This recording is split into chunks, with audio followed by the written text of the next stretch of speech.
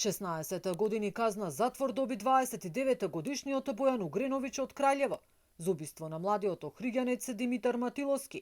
Основниот суд Охрид денеска го прогласи виновен. Судијата Весна Кичец му одреди ефективна затворска казна. Угреновиќ на првото единствено рочиште пред само неколку дена ја призна вината и изрази кајање за стореното дело. Адвокатот на оштетените побара максимална казна за да се стави крај на убиствата и тепачките во главниот туристички центар. Семејството Матиловски задоволни од пресудата.